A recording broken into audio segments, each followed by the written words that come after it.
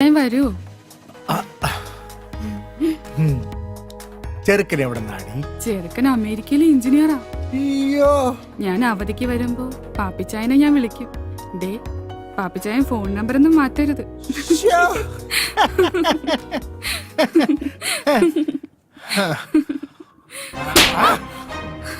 എടി, ഇനി കല്യാണത്തിന് മുൻപും പിൻപും ആരുടെയും കൂടെ പോരുത്. പക്ഷേ ഞാൻ വിളിക്കുമ്പോ വന്നേക്കണം. പാപ്പിച്ചായ, പാപ്പിച്ചായൻ എന്നെ തല്ലില്ലേ? പാപ്പച്ചായ കുപ്പിച്ചായ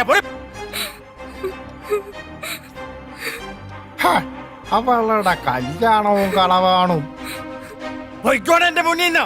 കേട്ടോടി?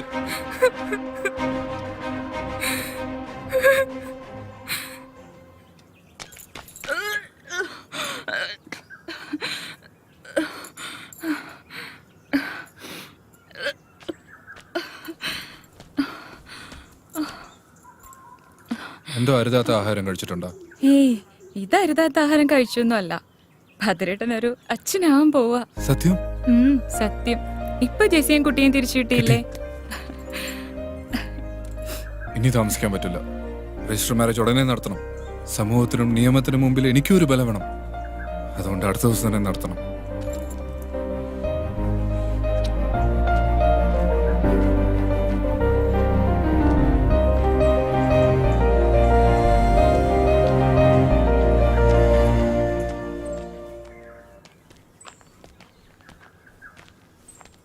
ആ, തിരുവേനി ഒരു രജിസ്റ്റർ ഉണ്ട്, ഒന്ന് ഒപ്പിട്ടോളൂ.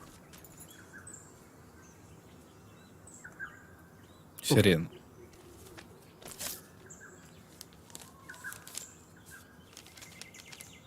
പ്രിയപ്പെട്ട അമ്മാവന് വധുവരന്മാർക്ക് എൻ്റെ അഭിനന്ദനം. ജയശ്രീക്ക് അവൾ ആഗ്രഹിച്ചതുപോലെ ഒരു ജീവിതം കൊടുക്കാൻ എനിക്കായില്ല. അമ്മാവനെ പിരിഞ്ഞതിലുള്ള ദുഃഖം മാത്രമേ അമ്മയ്ക്കുള്ളൂ.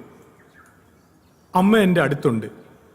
അമ്മാവിൻ്റെ എല്ലാ തെറ്റുകളും അമ്മ ക്ഷമിച്ചു കഴിഞ്ഞു. അമ്മാവൻ്റെ സന്തോഷമാണ് എൻ്റെയും അമ്മയുടെയും സന്തോഷം. അടുത്ത അവധിക്ക് ഞാനും അമ്മയും ഇല്ലത്തേക്ക് വരും. ഫോൺ വിളിച്ചാൽ എടുത്തില്ലെങ്കിലോ എന്ന് കരുതിയാണ് കത്തയക്കുന്നത് എന്ന് സ്വന്തം അനന്തരവൻ വിഷ്ണു. എങ്ങനെയുണ്ട് ജെസ്സി ഞാൻ പറഞ്ഞത്? എന്റെ ചേച്ചി തിരിച്ചു വരും ഞാൻ പറഞ്ഞില്ലേ?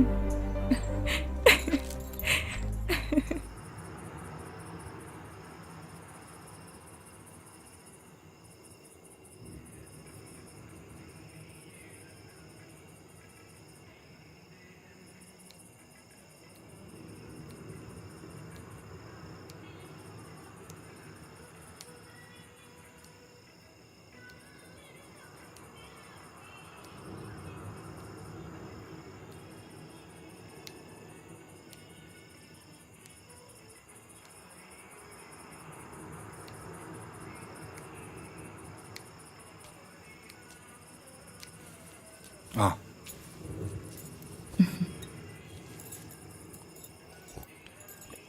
നമ്മൾ നാളെ 11 മണിക്ക് രജിസ്റ്റർ ഓഫീസിൽ എത്തണമെന്നാണ് രജിസ്ട്രാർ പറഞ്ഞിരിക്കുന്നത്.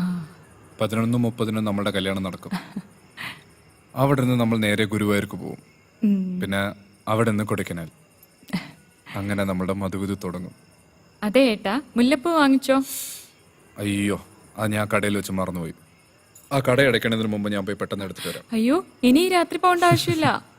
നീ പേടിക്കണ്ട, ഞാൻ പോയിട്ട് വരാം.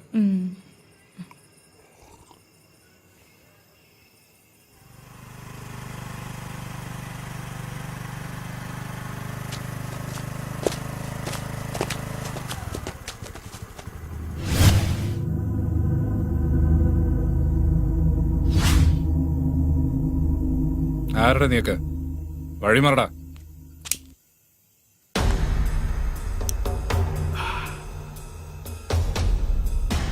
ഭദ്ര, നീ അവരോട് കളിക്കാൻ നിൽക്കണ്ടേ? നമ്മുടെ പിള്ളേരാ. കുറിപ്പ് പ്രതികാരം തീർക്കാനുള്ള സമയമല്ല അത്.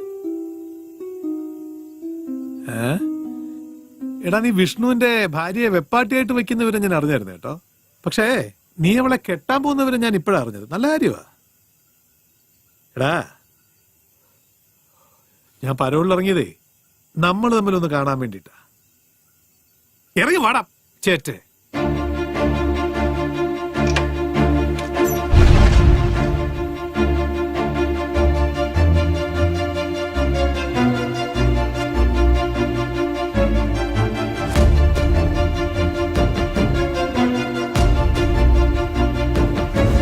തല്ലി കൊല്ലണം.